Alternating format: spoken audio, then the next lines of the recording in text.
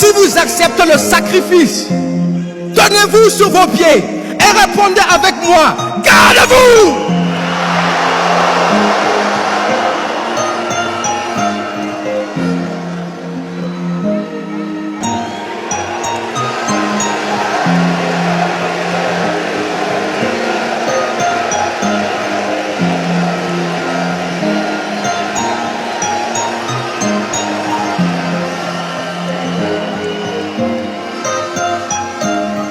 Écoutez-moi, dans 50 ans, on sera en 2074.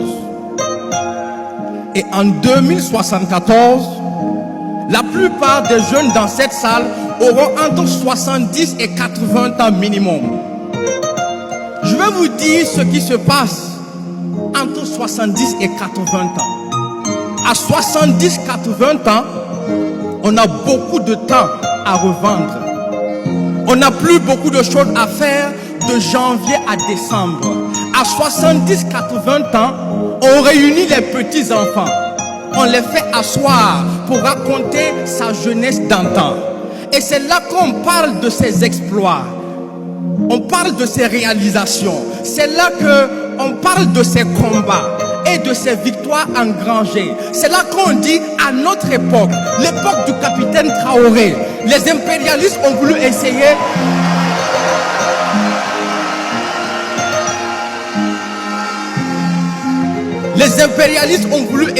mais nous les avons empêchés. C'est là qu'on sort les cicatrices, on montre les preuves du combat.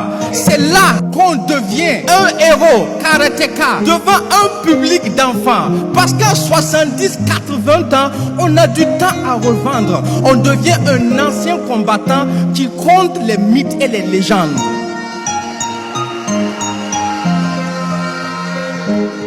Mais à 70-80 ans, on regrette ce qu'on a raté. On se rend compte qu'on s'est fait avoir par la plus grosse arnaque du temps. La plus grosse arnaque du siècle, ce n'est pas de dévaliser un pays, mais de faire croire à un jeune qu'il a du temps devant lui. Un jeune n'a pas de temps. Le temps, c'est pour les anciens. C'est à 70-80 ans qu'on a du temps à revendre parce qu'on a peu de choses à faire de janvier à décembre. Alors j'entends dire, profite de ta jeunesse parce qu'on ne vit qu'une seule fois. Mensonge et arnaque, on ne meurt qu'une seule fois, on vit tous les jours. Je les entends dire, ne te mets pas de pression, tu as du temps pour t'en sortir. Mensonge et arnaque.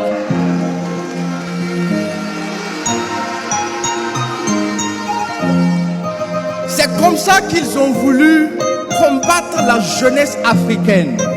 Les feuilletons à la con, la cigarette et la drogue, le sexe et l'alcool, les réseaux sociaux et leur prostitution, les jeux et l'abrutissement des mentalités n'ont qu'une seule raison et un seul objectif, vous faire perdre du temps, un temps que vous n'avez même pas.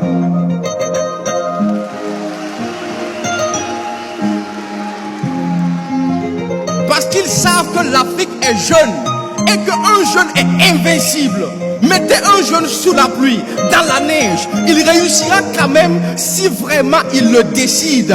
Malgré le virus qu'on a téléguidé en Afrique, les jeunes l'ont avalé et digéré. Et finalement, ce sont leurs propres vieillards qu'ils ont enterrés par milliers. Alors croyez-moi,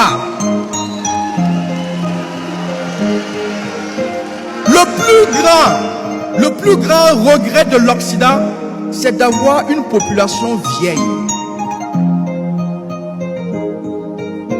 Alors oui, ils savent que l'Afrique est invincible à cause de sa jeunesse.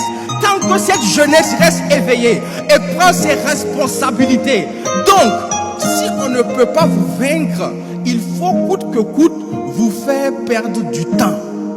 Du temps que vous n'avez même pas.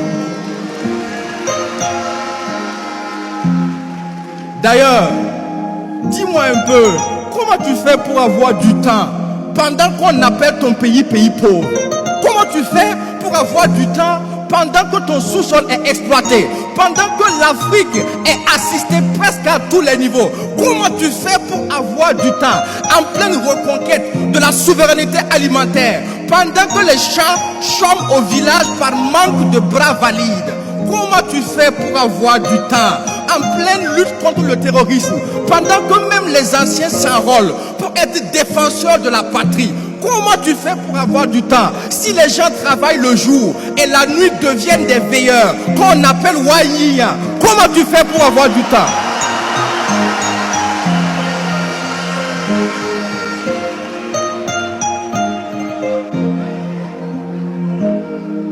Comment tu fais pour avoir du temps en pleine refondation pendant que tu as Made in China sur ton t-shirt et ton caleçon?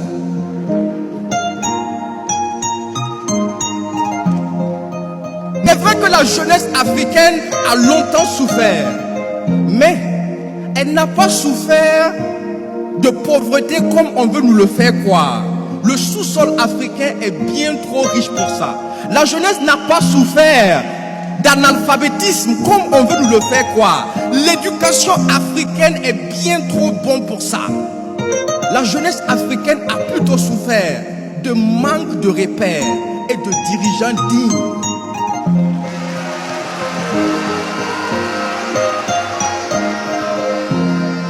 Jusqu'aujourd'hui, où cette jeunesse peut enfin se référer à vous, camarade président capitaine Ibrahim Traoré.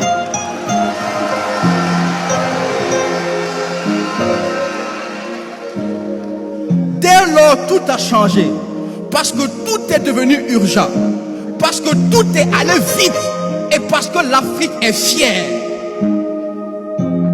C'est pourquoi, si vous êtes le capitaine, d'ores et déjà, sachez que tous les jeunes dans cette salle, en tenue ou pas, sont désormais des soldats engagés au front pour la souveraineté de l'Afrique.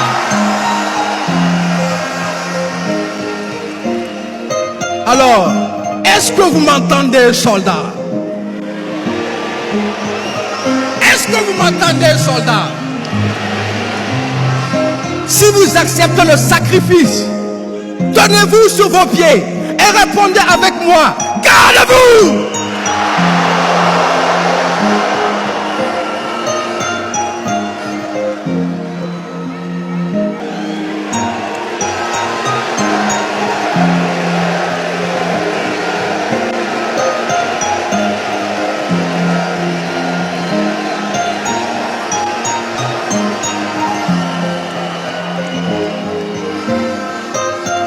Écoutez-moi jusqu'à la fin. Dans 50 ans, on sera en 2074. Et en 2074, on sera des anciens combattants. Donc s'il y a un combat à mener, je vous assure que c'est maintenant. S'il y a une souveraineté à arracher, je vous promets que c'est maintenant. S'il y a une révolution à faire, je vous assure que c'est maintenant. S'il y a une refondation à faire, je vous promets que c'est maintenant. Parce que à 70-80 ans, on aura du temps à revendre. On n'aura plus grand chose à faire de janvier à décembre. À 70-80 ans, on réunira les petits-enfants pour leur raconter l'épopée du capitaine et la conquête des soldats.